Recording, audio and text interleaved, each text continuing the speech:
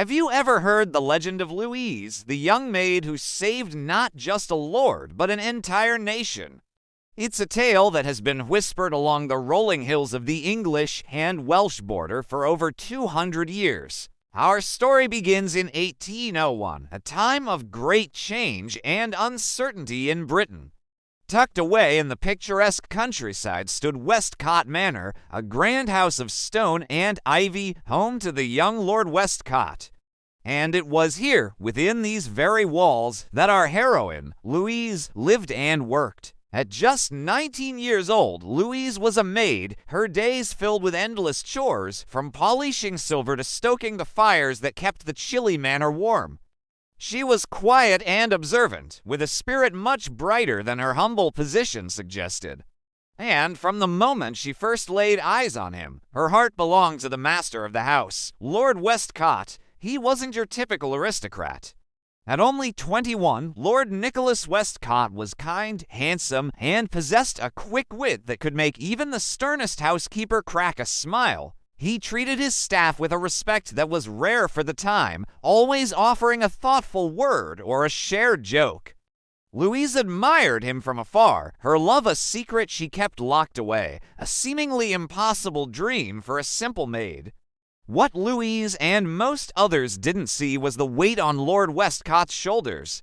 Beneath his charming exterior, he was a deeply caring man who worried incessantly about the people in his charge and the state of the country. Britain was at war with France, and whispers of spies and conspiracies were everywhere. Lord Westcott, due to his family's connections and his own sharp mind, was privy to sensitive information that kept him awake most nights, pacing the long, shadowed corridors of his home. Louise noticed the subtle signs of his stress. She saw the flicker of worrying in his eyes when he thought no one was looking, the way he'd absent-mindedly tap his fingers on his desk, lost in thought. She longed to ease his burden, but what could a maid possibly do? Her chance, however, was coming sooner than she could ever imagine. It started with the arrival of a new guest at the manor, a visiting dignitary named Monsieur Dubois. He was supposedly a French nobleman who had fled the Revolution, seeking refuge in England. He was charismatic and sophisticated, quickly charming his way into the local society. Lord Westcott welcomed him, but Louise, with her quiet intuition, felt a strange unease whenever Dubois was near. There was a coldness in his eyes that his warm smile couldn't quite hide. While dusting the library one afternoon, Louise overheard a hushed conversation. Dubois was speaking with one of the footmen, a man named Thomas. Her French wasn't perfect, but she understood enough. They spoke of maps, troop movements, and a planned coastal invasion. Her blood ran cold. Monsieur Dubois was no refugee, he was a spy. And Thomas, a man she'd worked alongside for years, was his accomplice? Panic seized her. Who would believe a maid? Accusing a guest of the Lord and a fellow servant was a risk that could see her thrown out onto the street, or worse. For a moment, she thought of staying silent, of protecting herself. But then she pictured Lord Westcott's worried face, the burden he carried for his country. She couldn't let this happen. She had to do something. That night, her heart pounding in her chest, Louise crept through the sleeping manor. She knew Thomas kept a small personal journal in his quarters. It was a long shot, but it was her only hope for proof. With trembling hands, she slipped into his room and found the book hidden beneath a loose floorboard. As she flipped through the pages, her fears were confirmed. It was all their coded messages, meeting times, and details of the impending attack. But just as she found what she was looking for, the door creaked open. It was Thomas. He saw the journal in her hands, and his face twisted with rage. He lunged for her, but Louise was faster. She darted out of the room, clutching the book to her chest, and ran for her life through the dark, winding hallways of the manor. She didn't run to the guards or the housekeeper. She ran straight to the one person she knew she could trust. She burst into Lord Westcott's study, breathless and terrified. He looked up from his desk, startled by the intrusion. "Louise, what is it? What's wrong?" he asked, his voice filled with concern. Gasping for air, she poured out the whole story, the overheard conversation, the coldness in Dubois's eyes, the journal.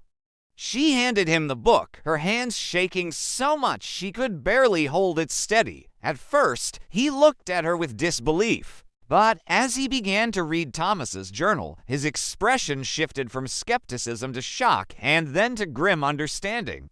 The pieces of the puzzle he'd been struggling with suddenly clicked into place. The strange reports, the missing dispatches, it all made sense. He looked at Louise, not as a maid, but as an equal, his eyes filled with a new kind of admiration. "You've done a brave thing, Louise," he said, his voice low and serious. "A very brave thing indeed. There was no time to lose." Lord Westcott immediately roused the household guard. They moved swiftly and silently, apprehending both Thomas and a very surprised Monsieur Dubois before they even knew what was happening.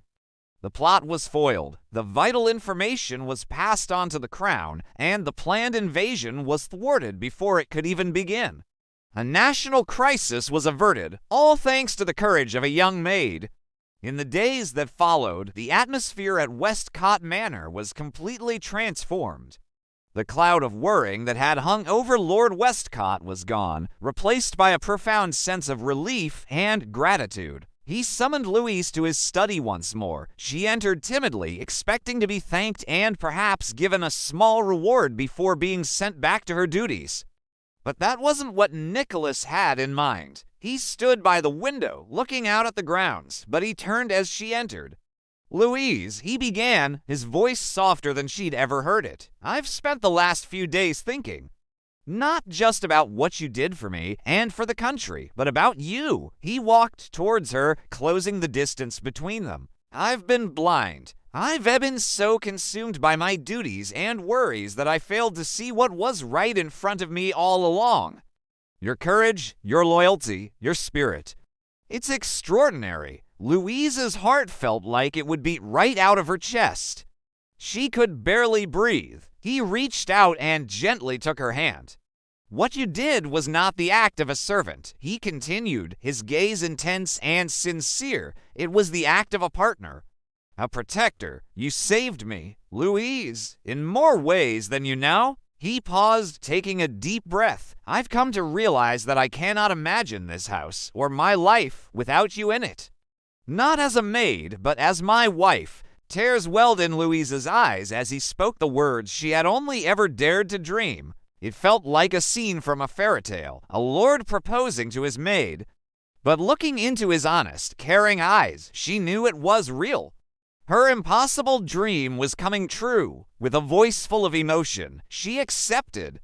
The news of their engagement caused a scandal in high society, of course, but Lord Westcott didn't care. He knew he had found a treasure far more valuable than any title or fortune.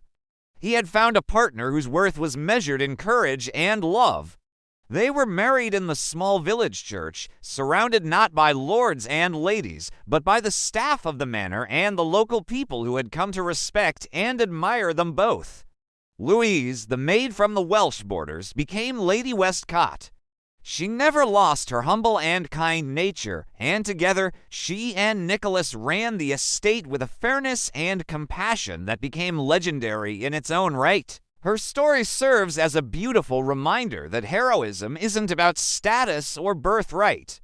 It's about courage, integrity, and the willingness to do what is right no matter the personal risk. And sometimes the greatest love stories are the ones that are least expected. Thank you so much for joining me to hear The Legend of Louise. If you enjoyed this story, please hit that like button and subscribe for more tales from history. We'll see you in the next video.